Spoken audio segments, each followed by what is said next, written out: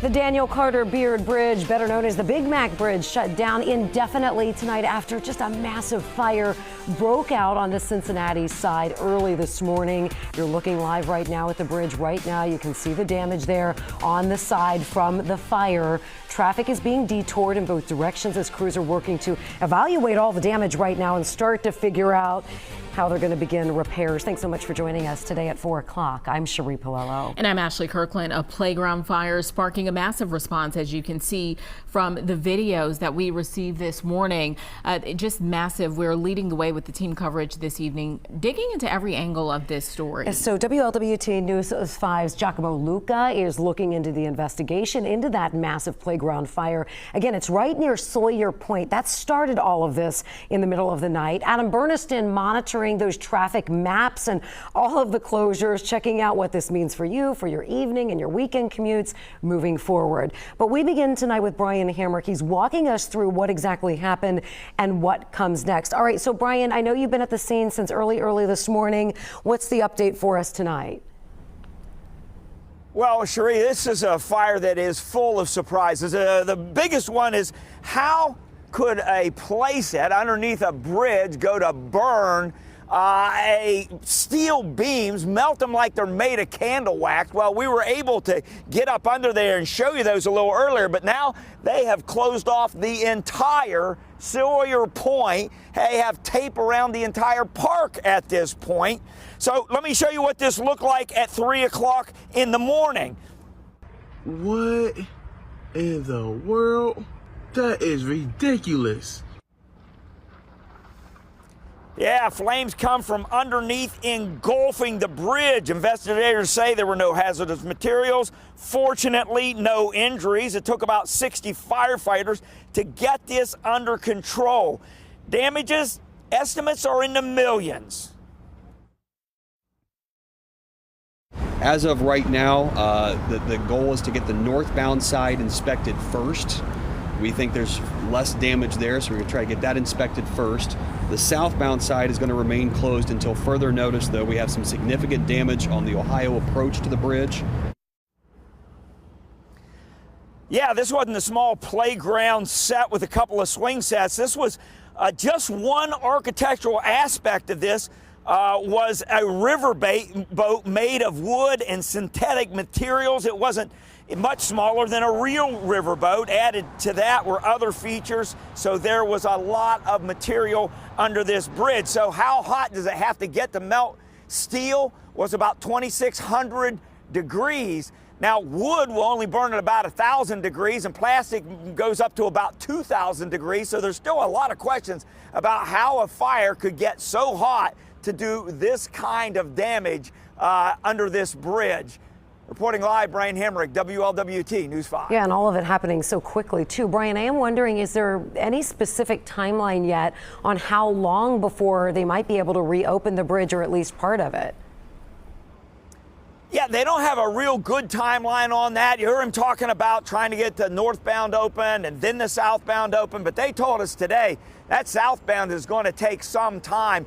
They didn't have any kind of a time frame, but I said, hey, would this be something similar to the Brent Spence? Remember when that was shut down?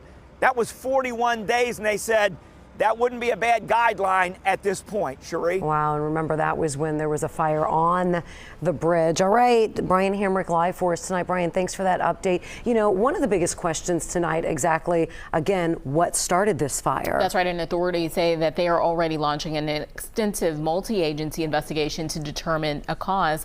WLWT News 5's Giacomo Luca has been talking with officials about the investigation. And Giacomo, what are they saying at this point? Well, Ashley and Cherie, officials say answers, unfortunately, will take time. Cincinnati Fire, along with the police department and tandem with federal agencies now working to investigate a cause.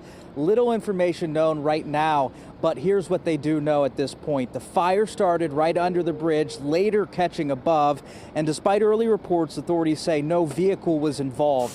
And as soon as the fire was out, officials say that investigation into a cause began. Cincinnati Fire Chief Frank McKinley saying the Thousand Hands playground underneath the bridge now seriously damaged.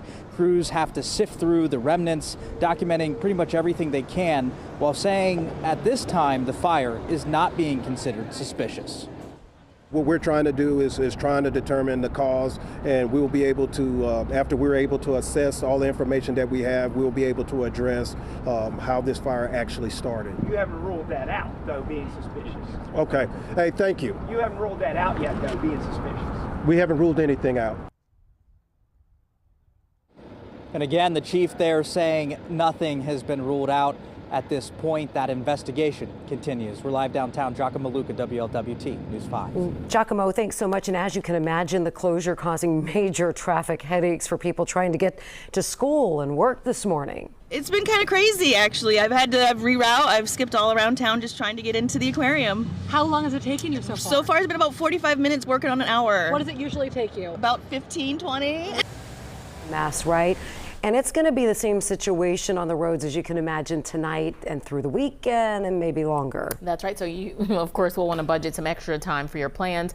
Let's get to Adam Bernison looking at how the roads are right now, Adam, and as people are starting to head home from work. Yeah, the evening commute definitely being impacted here, much like we saw this morning. We're starting to see those backups. So again, 471 traffic being diverted to 275 or 7175, depending which way you're trying to go, either to or from work in the mornings or evenings. But you can see the slowdowns here right around the Big Mac Bridge. Remember, 52 closed right underneath, so you'll have to cut over to Columbia Parkway, which you already see orange there, and also 71 heading towards through downtown, seeing some slowdowns there. Checking in on the bridges, we have a US 27 here, southbound, only running about 8 minutes heading there into Newport area, so that's a slow area, as well as the Roebling heading over to the Clay Wade Bailey Bridge, about 8 miles an hour, and then the 71, 75 heading across the river, Brent Spence Bridge, seeing some slowdowns there. So a reminder, 471 northbound all the way through northern Kentucky is going to be closed. There's no entrance to that. So that's going to impact the morning commute. And then as you go into the evening commute, these southbound lanes, especially heading towards downtown, starting to see those backups. It looks like there's a wreck up in towards the Gulf Manor 75 area heading northbound. That's not from the bridge closures, but again, we're going to be seeing a lot of issues, especially here around downtown, as this closure continues over the next several weeks. So we'll keep an update for you throughout this evening. Ashley? All right, Adam, thanks so much. And lots of questions still remain about the bridge and what comes next. Coming up in just a few minutes at 4:15, we are sitting down with an engineering professor at the University of Cincinnati to dig deeper into the process that crews will now go through to repair the damage.